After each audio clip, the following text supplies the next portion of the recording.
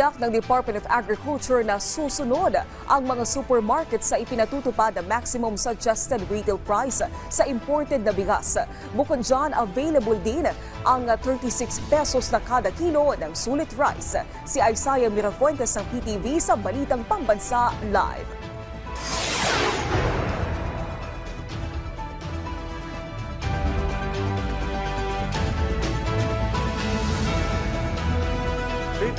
Pesos, yan daw ang pinakamahal na presyo ng bigas na dapat naasahan sa mga pamilihan para sa mga imported rice.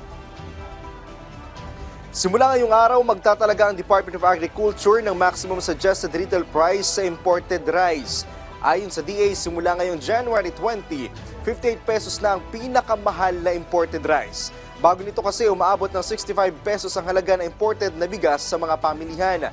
Sinisiguro rin ng kagawaran na sumusunod ang mga supermarket para sa presyo na nakalaan sa mga imported rice. Maliban dito, ang dating tig 40 pesos na bigas, ngayon nabibili na ng tig 38 pesos sa kadiwa ng Pangulo Kiosk.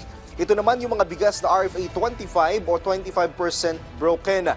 Nasa 20 pamilihan ang nagbebenta ng 38 pesos per kilo na bigas. Maliban sa tig 38 pesos na bigas, mabibili rin sa kadiwa ng Pangulo Kiosk ang tig 45 pesos na bigas o yung mga 5% broken rice. Available rin ang tinatawag na sulit rice sa halagang 36 pesos. At ang aging but good quality rice stock ng NFA na tig 29 pesos.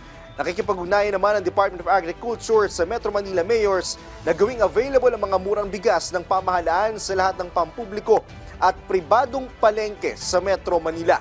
Umaasa ang DA na mapapalawak pa ang kadiwa stores sa buong NCR at sa pamamagitan ng mga proyektong ito ay mahahatak pababa ang presyo ng bigas. Naomi, mamaya susubukan nating mag-ikot sa ilang mga pamilihan dito sa Metro Manila kung sumusunod ba ang ilang mga retailers sa maximum suggested retail price na ibinigay ng Department of Agriculture para sa mga imported na bigas. At yan muna ang update mula dito sa Department of Agriculture. Balik muna sa iyo, Naomi.